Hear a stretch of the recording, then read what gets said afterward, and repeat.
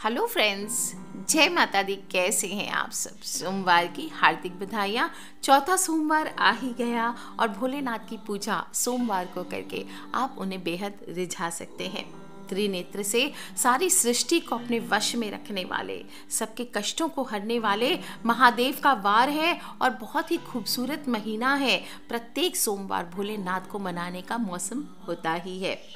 कहा जाता है कि श्रावण माह में जो भी मनुष्य सोमवार का व्रत करता है उसकी सभी मनोकामनाएं पूर्ण होती है और देवी पार्वती और भोलेनाथ की कृपा अपने भक्तों पर बनी रहती है। घर धन धान्य से भर जाता है, सभी अनिष्टों से रक्षा होती है, भक्तों के कष्ट दूर होते हैं। और इस बार 27 जुलाई को सोमवार, चौथा सोमवार पड़ा है। इस दिन सप्तमी अष्टमी तिथि एक साथ आई है, जिसकी वजह से सर्वार्थ सिद्धि योग भी बन रहा है। 5 सोमवार के संयोग जब होते हैं तो चौथा और पांचवा सोमवार विशेष फलदायी होता है। और इस बार तो चौथे सोमवार पर मंगल प्रधान चित्रा नक्षत्र भी है और कन्या तुला की युति में साथ ही योग बन रहा है। आपको बता दूं, सर्वार्थ सिद्धि योग तो है ही और चौथे सोमवार को आपको सुबह 9 बजे तक पूजन नहीं करना है। जो लोग भी सुबह पूजन करना चाहते हैं, सुबह 9 बजे के बाद ही आपको पूजन करना है, क्योंकि राहु काल है 7:30 से 9 बजे। ऐसे हर्ज नहीं आपने कर लिया, क्योंकि राहु काल का दोष नहीं लगता है। बाकी आप 10:30 बजे तक जब भी पूजन कीजिए, या फिर सबसे बेस्ट है प्रदोष काल में पूजन करें, दोपहर को 3:30 बजे से लेकर रात में 7 बजे तक। दोस्तों, इस संयोग में पहले आपको भोलेनाथ का विधिवत पूजन करना चाहिए। फिर आज के दिन स्पेशल आपको माता लक्ष्मी का भी स्तुति अवश्य करना चाहिए। इससे आपके परिवार में सुख समृद्धि का वास होगा, धन धान्य में बढ़ोतरी होगी। और शिवलिंग का अभिषेक करने के बाद वहीं बैठकर आज के दिन आपको कनक धारा स्तोत्र या सूक्त धारा का पाठ करने पर धन धान्य की प्राप्ति होती है। दोस्तों, 3 प्रहर का व्रत किया जाता है। आपको शाम तक उपवास रखना होता है और शाम के बाद आप जो भी चाहें सात्विक भोजन करें, फलाहार करें और इससे घर में सुख शांति का वास होता है। सोमवार व्रत की कथा आपको ज़रूर सुननी चाहिए। वीडियो के एंड में कथा सुनाऊंगी, आप ज़रूर सुने।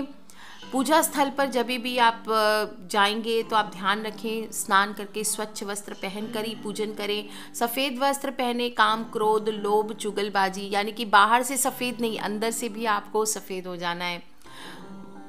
संकल्प जरूर लेना चाहिए पूजा का, अगर हो सके तो। मम क्षेम स्थैर्य विजय आरोग्य ऐश्वर्य भी वृद्धि अर्थम सोमव्रतम करश्ये, इस प्रकार से बोल करके। और नहीं तो बोले कि मैं मन में संकल्प करता हूँ या करती हूँ कि मैं इस व्रत को पूर्ण करूँगा, ऐसे करना चाहिए। शिव मंदिर जा सकते हैं तो वहाँ जाकर शिवलिंग का अभिषेक कीजिए। लॉकडाउन के चलते चौथे सोमवार को शिव मंदिर में प्रवेश नहीं मिलेगा, हो सकता है भीड़ भाड़ से बचने की वजह से। तो अपने घर में ही आपके पास अगर शिवलिंग है कोई सिद्ध, तो आप उसकी पूजन कर सकते हैं। नहीं तो मिट्टी से शिवलिंग बना करके पूजा रख करके उसको विराजमान कर लीजिए। गमला से ले लीजिए मिट्टी, तुलसी के गमले से मिट्टी नहीं लेनी है, इस बात का ध्यान रखिए। नॉर्मल एक शिवलिंग बना लीजिए और फिर उसको आप शाम के समय पूजा करने के बाद चाहे तो वापस गमले में विसर्जित कर सकते हैं। शिव पार्वती नंदी की पूजा करें, गणेश जी, देवी पार्वती, मूषक राज, इनकी पूजा ज़रूर करनी चाहिए, क्योंकि शिव परिवार की पूजा करने से भी भोलेनाथ बहुत प्रसन्न होते हैं। जो भी आपके पास है, गंगा जल, दूध, दही, शहद, घी, चीनी, आप इससे मतलब पंचामृत बना के अभिषेक कीजिए। सिर्फ कोई भी एक चीज़ कच्चे दूध से अभिषेक कर लीजिए। जनेऊ है तो जनेऊ चढ़ाइए, चंदन चढ़ाइए, भस्म है, भस्म से बाबा का श्रृंगार कीजिए। भांग धतूरा, बेलपत्र चढ़ाइए। बेलपत्र सबसे इम्पॉर्टेंट है। बेलपत्र पे बिंदी लगा लगा के या जय श्री राम करके या फिर राम राम करके या ओम नमः शिवाय लिख के, कोई भी चीज़ लिख करके आप चढ़ा सकते हैं। आपके पास अगर पुष्प में नील कमल है, कनेर है, शमी पत्र है, कुशा है, जो भी चीज़ आपके पास है आप वो चढ़ा सकते हैं। धूप दीप करें और ध्यान रखें कि भोलेनाथ को शिव मुट्ठी, क्योंकि चौथा सोमवार है तो 1 मुट्ठी जौ ज़रूर चढ़ानी है। तो कैसे चढ़ाएंगे आप? 1 किलो, 1.25 किलो जौ ले लीजिए, उसमें से 1 मुट्ठी निकाल के भोलेनाथ पे दोनों हाथों से अर्पित कर दीजिए, बाकी का आपको दान कर देना चाहिए।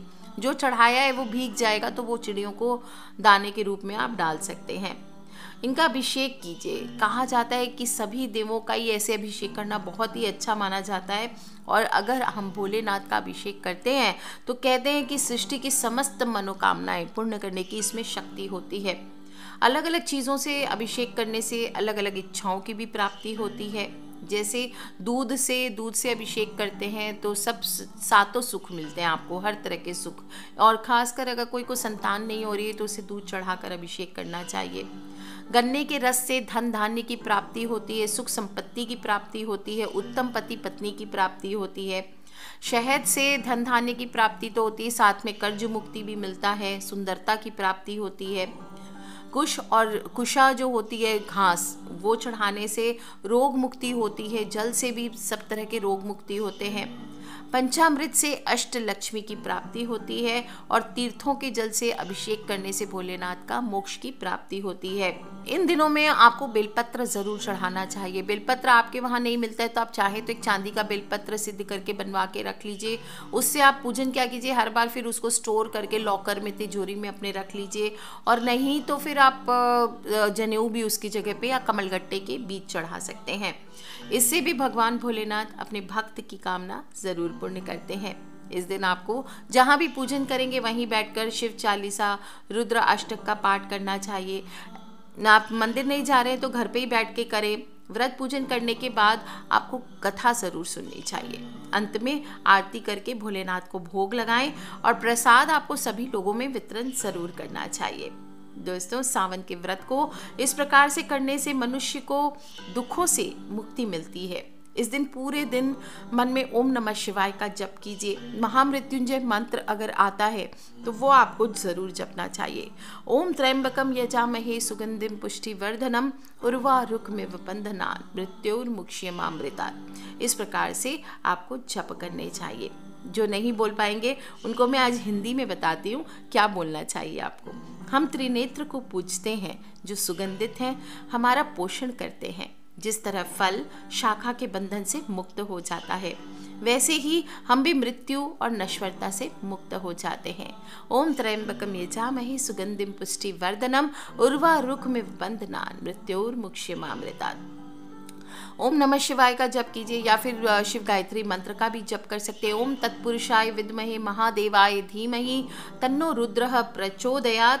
इस दिन आपको नंदी को आप या तो घर में ही नंदी बना के पूजन कर सकते हैं, चांदी के नंदी सिद्ध करके मनोकामनाएं अपनी उनके कान में बोल सकते हैं, उनका पूजन कीजिए। आटे की पिन्नी आपको नंदी बैल को आज भोग लगानी चाहिए। और गाय को अगर कुछ नहीं है आपके पास नंदी आदि तो गऊ आदि बैल आदि है तो आप उनको चारा खिलाइए। दोस्तों, सावन का महीना है, अत्यंत प्रिय महीना है और एक बहुत ही पौराणिक कथा आती है। कहा जाता है वो सुनने मात्र से मनुष्य की सभी इच्छाएं पूर्ण होती है। अगले सोमवार रक्षाबंधन रहेगा तो ये भी सबको ध्यान रखना है। इसके बारे में दूसरा वीडियो मैं दे दूंगी और आगे में जो कथा है पौराणिक कथा वो सुनाने जा रही हूँ, वो सभी को ज़रूर सुनना चाहिए। कहा जाता है भोलेनाथ इस कथा को सुनने मात्र से तुरंत प्रसन्न हो जाते हैं, इसीलिए उनको भोले भंडारी भी हम कहते हैं। प्रत्येक सोमवार आपको इस कथा को ज़रूर सुननी चाहिए तो आपकी मन्नतों की झोली भोले बाबा ऐसे ही भर देते हैं। कहा जाता है कि एक साहूकार था जो शिव जी का अनन्य भक्त था और उसके पास धन धान्य किसी भी चीज़ की कमी नहीं थी, लेकिन उसके पुत्र नहीं था और वो इसी कामना को लेकर रोज भोलेनाथ के मंदिर जाता, दीपक जलाता था। और उसके इस भक्ति भाव को देखकर एक दिन माता पार्वती ने शिव जी से कहा कि प्रभु, ये साहूकार तो आपका अनन्य भक्त है, इसको किसी बात का कष्ट है, आपको उसे ज़रूर दूर करना चाहिए। शिव जी बोले, हे पार्वती, इस साहूकार के पास कोई पुत्र नहीं है, इसी से ये दुखी रहता है। साहूकार ये सारी बातें सुन रहा था, इसलिए ना तो उसे खुशी हुई ना ही कोई दुख हुआ और पहले की तरह ही भोलेनाथ की पूजा अर्चना करता रहा। इधर सेठानी गर्भवती हो गई और 9वें महीने उसने सुंदर से बालक को जन्म दिया और परिवार में खूब हर्षोल्लास मनाया गया। लेकिन साहूकार पहले की तरह ही चुपचाप रहा। उसने बालक की 12 वर्ष की आयु का जिक्र भी किसी से नहीं किया और जब बालक की आयु 11 वर्ष की हो गई तो एक साहूकार की सेठानी ने बालक के विवाह की बात साहूकार से कही। तब साहूकार ने कहा कि अभी बालक को पढ़ने के लिए काशी जी भेजूंगा। इसके बाद उसने बालक के मामा को बुलाया और कहा, इसे काशी पढ़ने के लिए ले जाओ। रास्ते में जिस भी स्थान पर रुकना वहाँ यज्ञ करते जाना, ब्राह्मणों को भोजन कराते हुए आगे बढ़ना। उन्होंने भी इसी तरह किया और जाते जाते वो पहुँचे एक नगरी में। जब पहुँचे तो वहाँ रास्ते में एक राजकुमारी का विवाह था। जिससे उसका विवाह होना था, उस लड़की का, उस राजकुमारी का, वो एक आंख से काना था।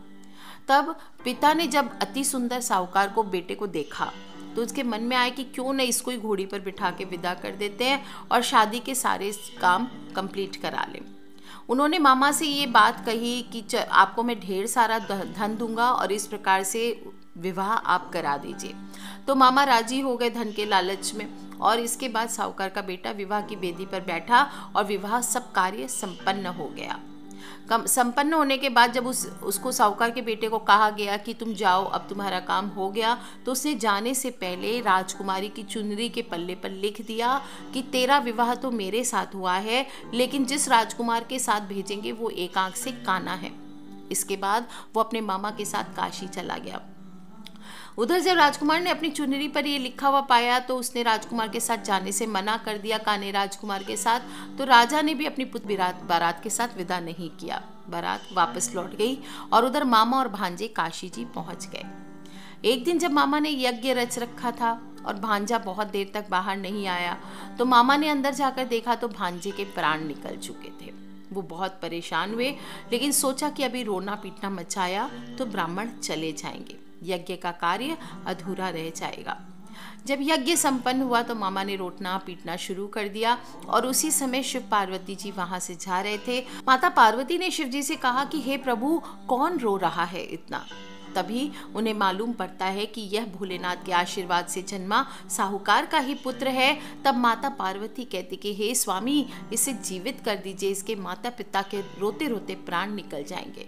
तब भोलेनाथ ने कहा कि हे पार्वती, इसकी आयु इतनी ही थी, सो वह भोग चुका। लेकिन माँ के बार बार आग्रह करने पर भोलेनाथ ने आखिरकार हार मान ली और उसे जीवित कर दिया। लड़का ओम नमः शिवाय, ओम नमः शिवाय करता हुआ जी उठा और मामा भांजा दोनों भोलेनाथ को धन्यवाद देकर अपनी नगरी की ओर लौट चले। रास्ते में वही नगर पड़ा और राजकुमारी ने उसे पहचान लिया। तब राजा ने राजकुमारी को साहूकार के बेटे के साथ बहुत सारा धन धान्य देकर विदा किया और उधर साहूकार और उसकी पत्नी छत पर बैठे थे। उन्होंने यह प्रण कर रखा था कि यदि उनका पुत्र सकुशल ना लौटा तो वह छत से कूदकर अपने प्राण दे देंगे। तभी लड़के के मामा ने आकर साहूकार के बेटे और बहू के आने का समाचार सुनाया, लेकिन वे नहीं माने। तब मामा ने शपथ पूर्वक आकर कहा। तब दोनों को विश्वास हुआ और दोनों ने अपने बेटे बहू का स्वागत किया।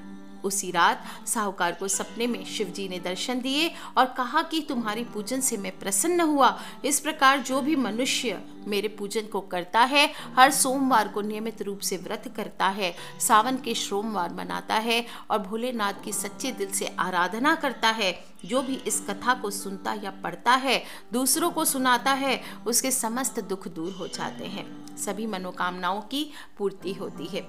तो आज के लिए इतना ही दोस्तों। सोमवार का दिन है, सभी लोग उपवास रखें, नहीं तो कम से कम सात्विक भोजन करें, किसी की चुगली बुराई आदि ना करें, काले रंग के वस्त्र आज ना पहने, हो सके तो सफ़ेद पहने, नहीं तो कम से कम हल्के रंग के वस्त्र पहने और प्रदोष काल में आप भोलेनाथ का पूजन जरूर करें। घर पे ही करें, मंदिर में कर सकते हैं, सेफ रहें, सेफ डिस्टेंसिंग रख के करें और कुछ ना कर सके तो रात को अपने घर के ईशान कोण में यानी कि north east corner of the house में आप एक दिया जलता हुआ जरूर रखें। घी का दिया हो, तेल का दिया हो, तिल के तेल का हो, चमेली के तेल का हो, सब चलेगा, लेकिन दिया जरूर जलाएं दोस्तों और सच्चे दिल से बैठकर भोलेनाथ से कनेक्ट करें। ओम नमः शिवाय, ओम नमः शिवाय, ओम नमः शिवाय, ओम नमः शिवाय। भोलेनाथ आप सभी की मनोकामना जरूर पूर्ण करें, आपको सभी कष्टों से दूर रखें, सेफ रखें, यही कामना है। आज के लिए इतना ही। Take care friends, love you all, जय माता दी। सब्सक्राइब करके रखें ताकि आने वाले वीडियो से आप और मैं कनेक्टेड रहें और अपने फ्रेंड्स, फैमिली, मम्मी पापा, भाई बहन, बच्चे सभी लोगों से इसे शेयर करना बिल्कुल ना भूलें। कथा खुद भी सुने, औरों को भी सुनाएं, यही सबसे बड़ी भक्ति है। Take care friends, love you all, जय माता दी, बम बम भोलेनाथ।